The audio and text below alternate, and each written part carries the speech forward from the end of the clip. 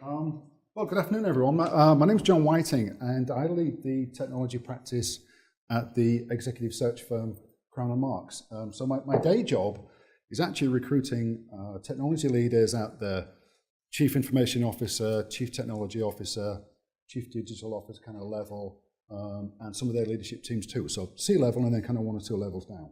So I'm not an innovation expert per se, but what I do like to try and specialize in is working with my clients to identify and assess and recruit or develop those innovative leaders who are really going to make an exponential step change to the performance of that organization. And when I talk about leaders, I talk about leaders with almost kind of a lowercase l, because I'm a great believer that leaders should exist at all levels within an organization. And I thought it was interesting today because I think the Innovation Forum is a fantastic example of innovation and collaboration across both the public sector and the private sector. And I'd like to thank Bill and his team for having the vision to come up with today. I didn't realize it was actually the first Innovation Summit in ACT, but that makes it even more valuable. And I'd also like to say thank you to Abby Robinson for doing all of the running around, because I know that's often a thankless task, so thank you very much. And when Abby asked me to present, she actually cajoled me to present. One of the things she said was, you've got to have a piece of music to be introduced to, and you have to explain to the audience what the music is about. So I chose the Star Trek theme because it's actually about kind of boldly going where no one has been before. And I think given the circumstances that we're all in, that's probably a good summary for us. And the do no harm. And the do not, yes. I'd forgotten about that piece, thank you. Well done. And I've given the presentation the title of The Human Bottleneck because I see that most organizations in the work that I do today are struggling with the same issues. And it's actually, I see it's around a shortage or a bottleneck of people who have got the genuine skills to be able to make transformation happen. But also, have they got the skills to be able to make that transformation happen at the speed of change that organizations are needing now to be able to achieve their strategic objectives? So that was the piece around why I wanted to call it the human bottleneck. Now, being the head of the technology practice doesn't mean to say I can always get the technology to work. There's a difference. Let me see. No. See. Now, as I was discussing with, and I don't know if you can see that, but as I was discussing with a number of people what to cover today and what might add value to the audience, some bright spark came up with a comment, well, you idiot, it's an innovation forum. Why don't you talk about the things that you do differently? So, given that novel idea, what I thought I would cover would be the following. It's really kind of sharing thoughts and research and experience on what do we know about the makeup of innovative people and leaders. What can we do to significantly increase our chances of identifying, assessing, recruiting, and or developing those people? What's going to give us that innovative firepower to really make transformation happen? And how can we do that without an awful lot of extra work? What can we do in terms of breaking the pattern? And that's a key theme for the day today. What can we do in terms of breaking the pattern and perhaps be doing some things slightly differently? So can I ask a question of the audience? Could you please put your hands up? Anyone who was involved in either the planning or the identification or the recruitment or the assessment or the development of people in any way, shape or form, putting people into new jobs? Wow, good, okay. Can I ask you to keep your hands up? You put them down, come on. Can I ask you to keep your hands up if when you're assessing those people, more than 10% of your time is spent on trying to understand whether that person is innovative? Is more than 10% of that time spent trying to determine whether that person you're recruiting or assessing or developing is innovative? Wow. Hadn't thought about it, said someone. I was hoping you'd all keep your hands up so we could shorten the presentation, we can go to the pub.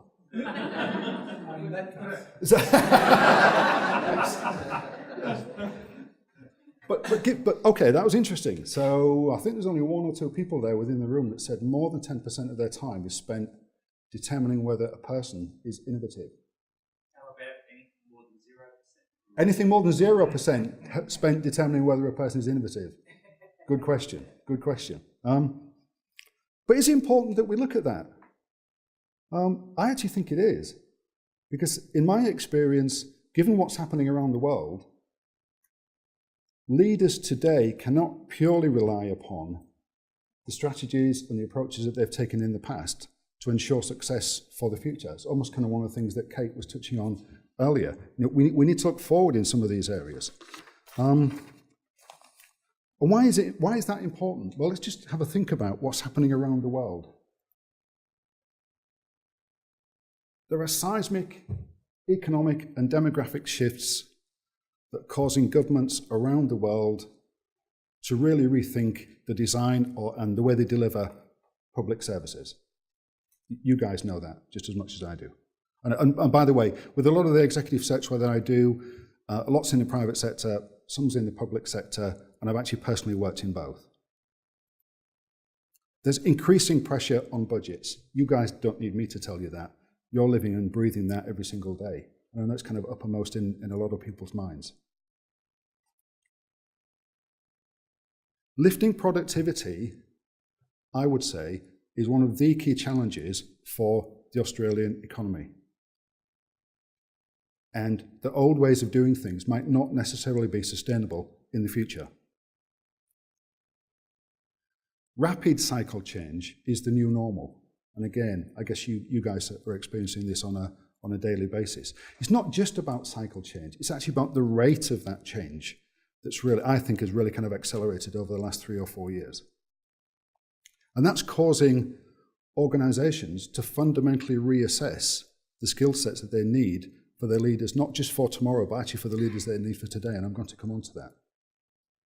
And the world of work is changing rapidly. I'm going to touch on those pieces too.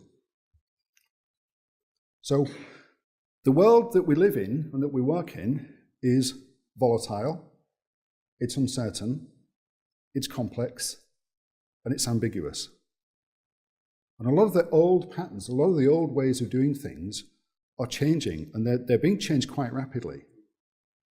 So that the accelerating technology cycle is causing a lot of agile firms to come in, develop new products, make new things happen at a much faster rate than perhaps we've experienced in the past.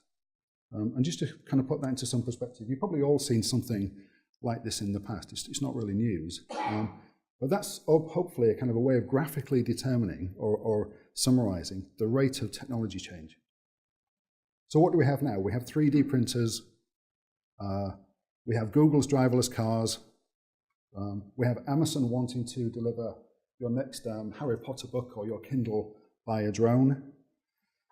I can probably, through wearable technology, be connected directly to my doctor and have 57 vital signs around whether I'm alive or not, remotely transmitted to him immediately.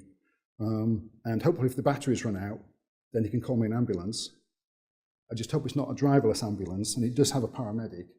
But you get the picture, you know what I'm talking about. This is not news, you know, we're all aware of this.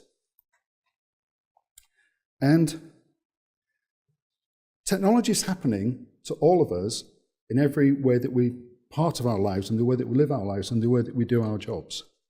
And it's incumbent upon us to be able to react to that and adjust the way that we operate.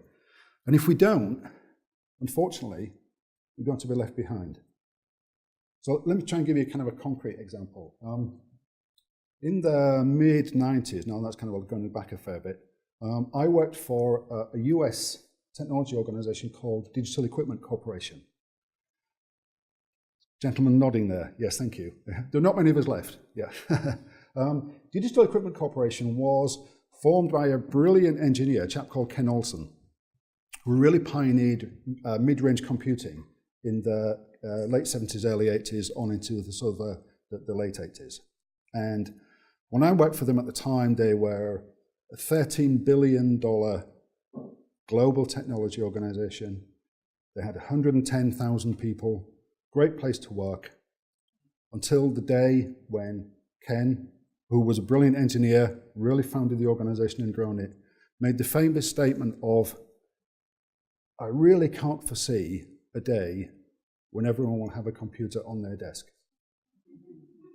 And I really cannot foresee the day when everyone will have a computer in their home. So this $13 billion organization with 110,000 people, formed by a brilliant engineer, within about 3 years of that, was losing $2 million a day. A guy called Bill Gates formed this tiny, small company called Microsoft. And within about 5 years, digital equipment just didn't exist. Was that a fair kind of summary of the situation? Thank you.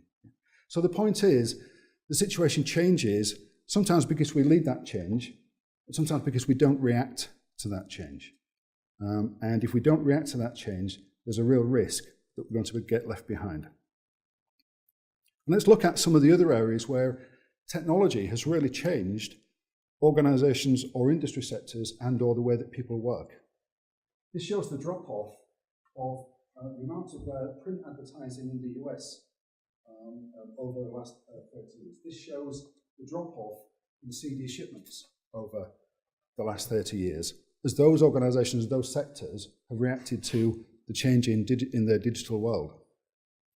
So you can see that's quite significant. This one shows the drop-off of analog photographs once digital cameras became available. It's quite significant.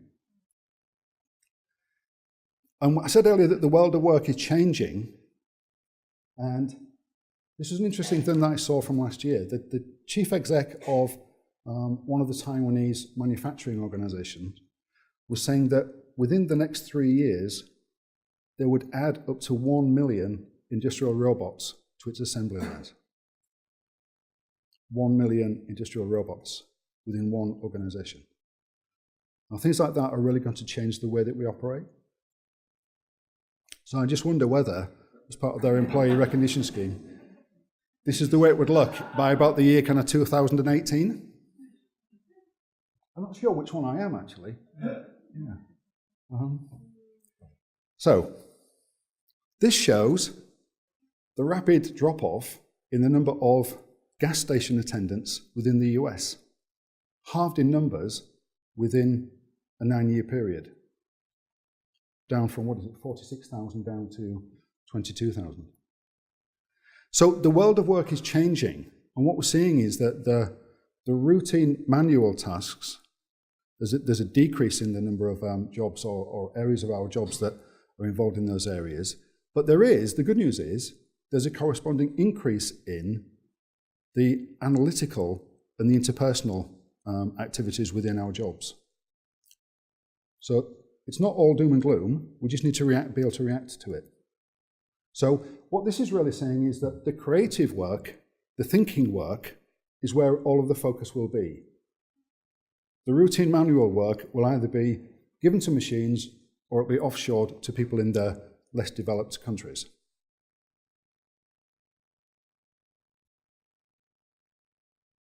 And I'd probably like to give you another example at this stage. Within our organization, we're an executive search firm. We've got a really strong higher education practice. So we do a lot of work with the universities. A lot of that, my colleague runs that, and a lot of that is with people on the academic side. I do some work within the technology space, within the higher education sector. But it's been quite interesting listening to people on the academic side within the universities, listening to the technologists, and also listening to the vice chancellors, who are in effect the kind of the equivalent of the COO within the universities. And the reason it's interesting is because it's a sector where, like many sectors, there's a tsunami of change that's really going to hit them. And some of the organizations are really embracing it, some of the people are really embracing it, and some of them are just burying their heads in the sand. Have you heard of MOOCs? Anyone heard of a MOOC? Yeah? Massive open online content. So some of the institutions like Harvard or Stanford, some of the universities in the UK are making their content that previously you could only get to through university course available for free online. You can go on today. I was looking at one last week. You can do a 6-month course in strategy from Stanford, and I can do it for free, and I can do it online. Think about the impact that's going to have to the institutions within the higher education sector. In parallel, and that's keeping a lot of vice chancellors awake at night, trust me. We're doing quite a fair amount of recruitment based upon trying to put the people into place to help the institutions react to some of those changes. By the same token, last week I was sitting with a vice chancellor talking to him about the strategy for the institution, and he had a good objective, which was to become one of the top 20 universities within the world, and I thought that was very laudable. He said, we want to achieve that objective by the year 2050. I had to go, did you say 2015 or 2050? And he said, I didn't, but that was what I thought. If that person or that organisation is thinking that that level of ambition to achieve that goal by the year 2050 is going to get them to where they need to be, then I have to be honest and say, I think they're going to struggle. They may not even be in existence if they don't think differently by now in terms of the timeframes for that objective. So, I said earlier that the world of work is changing. Jobs are getting harder to learn, they're getting more complex, and they're getting bigger. You're probably experiencing this yourselves. You've been asked to, every time you kind of go through a performance review, there's a little bit tacked on, and a little bit more kind of comes into the equation. And that's happening for everyone. But the supply of that innovative talent, that really kind of high potential talent that's going to help organizations carry through that transformation is not going to meet the demand for those people. And so if within the government sector, we want to make transformation and innovation a natural part of the way of our work and the way that we do our work, then something needs to change, I would suggest. And I have some ideas, as it happens, around what we might be able to do about that. So, I put this slide up because what I see is that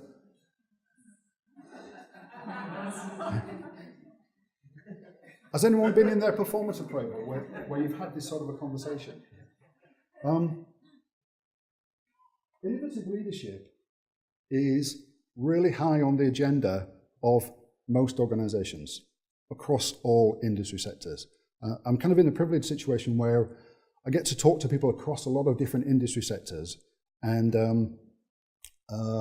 I've been involved in doing surveys with technology leaders for a long time now, probably over the last 13, 14, 15 years. And there's something that's very striking around what we're experiencing over the last couple of years.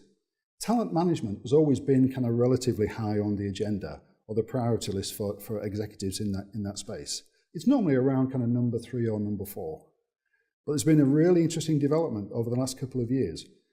When organizations talk about talent management and we need to improve our talent and our skills, et cetera, because it's holding us back, it's meaning that we're not competitive. In the technology space, they typically talk about, well, I need mobile people, or I need cloud solutions people, or whatever, or security people. That's something that John's probably kind of hot on his mind at the moment. But it's been a really interesting change. The need for leadership skills has always been down at about kind of number 6, number 7, number 8 on the priority list of executives within the technology space. It's now at number 2 or number 3. So what organizations are saying is, without the right leadership skills, then we're not going to be able to move our organization forward.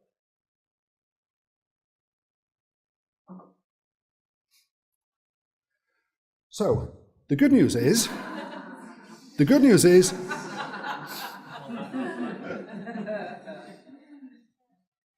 as the world of work changes, so we talked about a lot of those routine manual tasks being either done by machines or being outsourced to some of the lower developed or lesser developed countries. If we're focusing on the creative piece, on the analytical piece, then that's where the fun is. So jobs may change, but actually I think they kind of, as they come in and they change and they morph over a period of time, they're actually going to be raised up to that sort of, that kind of uppermost part of Maslow's hierarchy of needs, as long as we have Wi-Fi.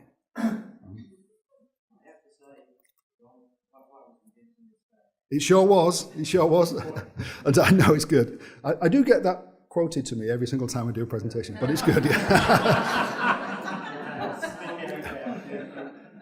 My only response is, so why is it not available everywhere? So, it's available here. Okay, thank you.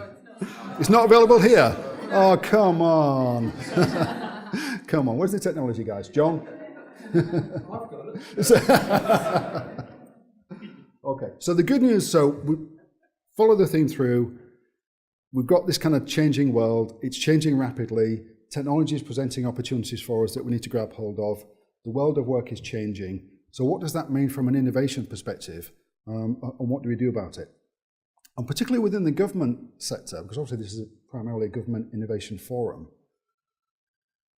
what do we need to do to be able to identify those really innovative people who are going to help us change the way that we deliver services out to the public and the way that we do our jobs? And the answer is, as is the theme of the day, we have to break the patterns. We have to do something differently. But it doesn't necessarily mean doing things or doing extra things. I think we just have to focus in different areas. So let's think about a few things here. This is purely around a people perspective, a leadership perspective, and an innovation perspective. Lots of research been done. This is probably, again, not news to everybody. Organizations with a comprehensive talent management strategy outperform the market by 2.5 to 3 times. Fact, no debate, end of story. And we know that because we can track them against their competitors, we can track them against the stock market. That's just fact. A star performer, if we can get one, is worth 1.9 times more than a good performer. And I don't mean a poor performer. I'm talking about a great star performer versus a good performer. So there's some real exponential upside there if we get it right. But the average cost of replacing a professional or a managerial employee within Australia is conservatively put at $90,000. If you're going to then think of their lost downtime, lost productivity, lost return on investment, other people having to cover that space, recruitment costs, managerial time to interview them, etc., etc., etc., it's conservatively put at $90,000. So if we don't get it right, there's a material cost to not making it happen in the right way. So it gets us into that debate of high performers versus high potentials. This is not a new debate. This has kind of gone on for kind of quite some time. But the interesting piece always for me is 71% of high performers on average in any job are not high potentials. They're great at what they do in terms of that particular job, but can you pick them up and move them into another area, or can you promote them? Typically, the answer is no, you can't, for the majority of those people. So it's that old example of, you take your best salesperson who's doing all the numbers, and then you promote them to become a manager, and guess what? You have a bad manager and you've lost your best salesperson. Whereas if we're thinking about innovative thinking and leadership, what we should really be focusing on is the high performers, so the high potentials. Because by dint of what they do, 93% of those people are high performers anyway. So if those are the people that we start to focus on, then we're starting to get somewhere. I said earlier that kind of the majority of that work I do is within the technology space. And I was having lots of conversations last year with CIOs across different industry sectors within the Australia-New Zealand region. And they were really reporting that they were struggling with their mid-level capabilities, mid-level leadership people within their technology organizations. And it was manifesting itself in a couple of different ways. Interestingly, 70% of them were saying they didn't have a natural successor who could take over from them within the next 12-month period, which I thought was staggering. As a leader, that's really an area that we should be focusing on very highly. And a lot of them were saying that They felt that when we talk about that rapid pace of technology change, that the people they had in the managerial and professional roles within their IT organizations were not able to keep up with the rate of change. So what we did was we looked at why that was, and we assessed about 4,000 people across the Australia-New Zealand territory. And if there's one thing that you take away from this presentation, and only one thing, I would now like everyone to write it down, it's the term learning agility. I worked for a global search firm, and we had a fantastic leadership and talent consulting business that assessed about 20,000 people a year at different levels and in different industry sectors and in different geographies. By far and away, the one thing that makes a difference as to whether a leadership person will be successful and innovative is learning agility. And I'll talk a little bit about what that means. I'm getting a sign over here that says 10 minutes, so I will rush through some of this. But so keep hold of learning agility and what that means. Now, when we assess people within the technology space and compared them to people in other industry sectors and looked at their levels of learning agility, what we found was they were great at the individual contributor level. They were not so great when we compared them to other industry sectors at mid-levels, and they were good at the exec level. And the view was that was because we were promoting people because of their subject matter expertise, not because of their leadership capability. And when I've played this back to people in other spaces, so the scientific space or the engineering area, they're saying we get the same sort of phenomenon, we get the same sort of results. So we're promoting people into those roles for the wrong reasons.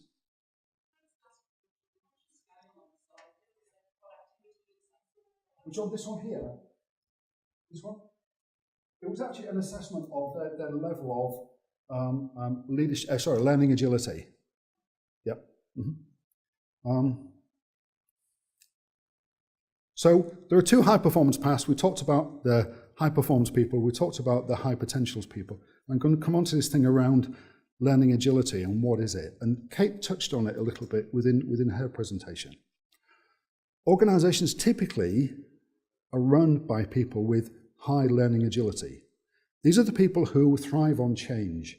These are the people who they can create certainty out of an unstable situation. These are the people who move themselves into new areas of experience, and they learn from that level of experience, and then they apply it to the next situation.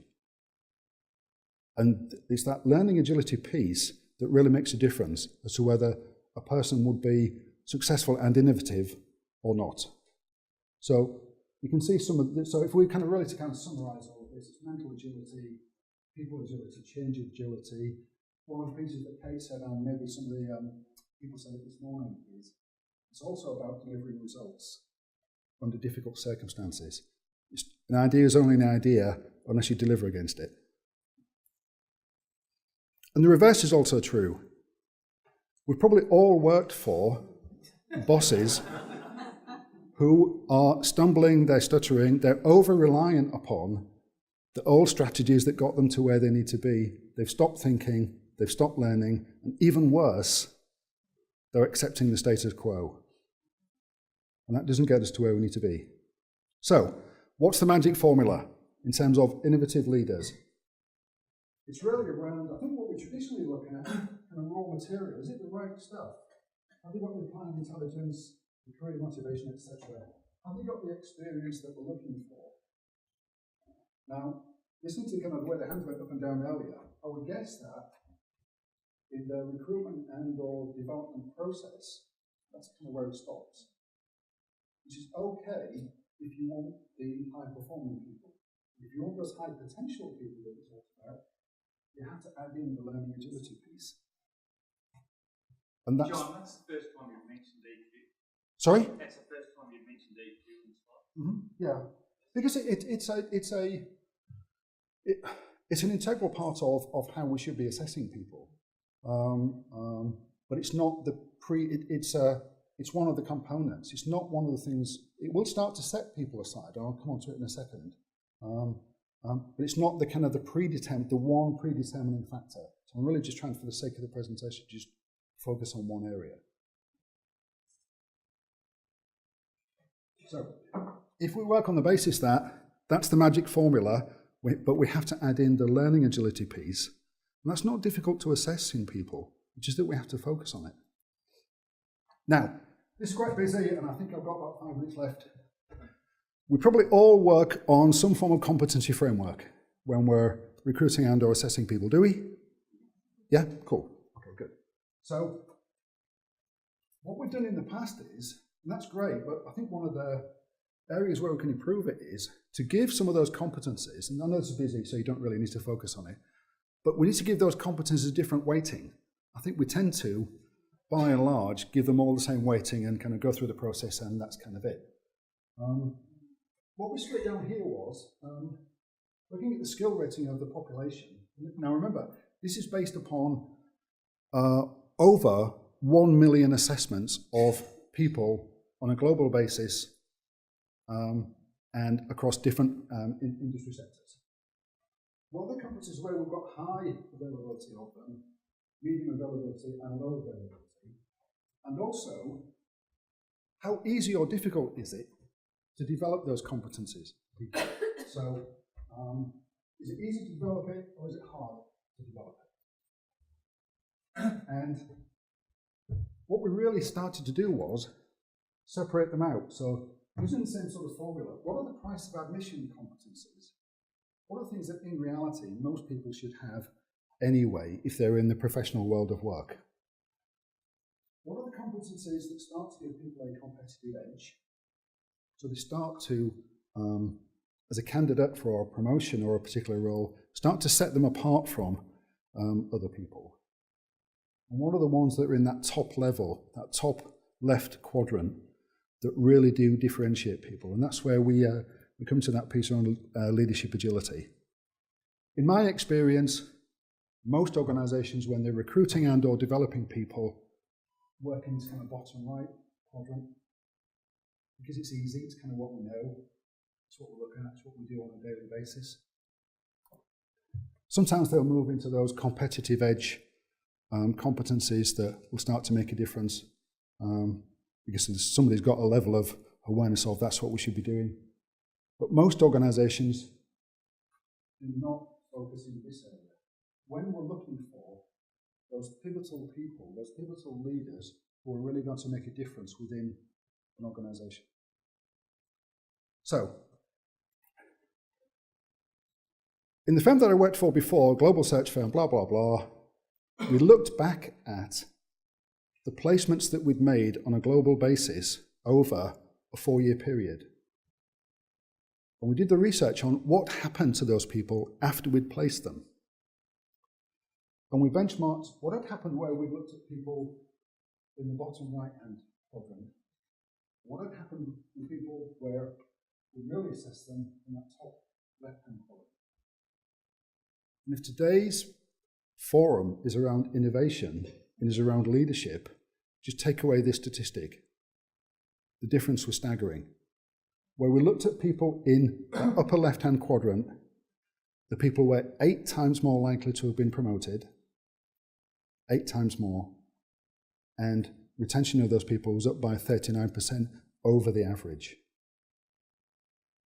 So when I talked earlier about the topic for the presentation being the human bottleneck, what I would suggest is that's one way of thinking about how you can unblock that bottleneck. And it doesn't mean to say that you have to do an awful lot different or do a lot more work. You just, when you're looking for these people, you focus in different areas. Don't necessarily focus at the bottom right hand. When you want these people, focus at that top left hand piece.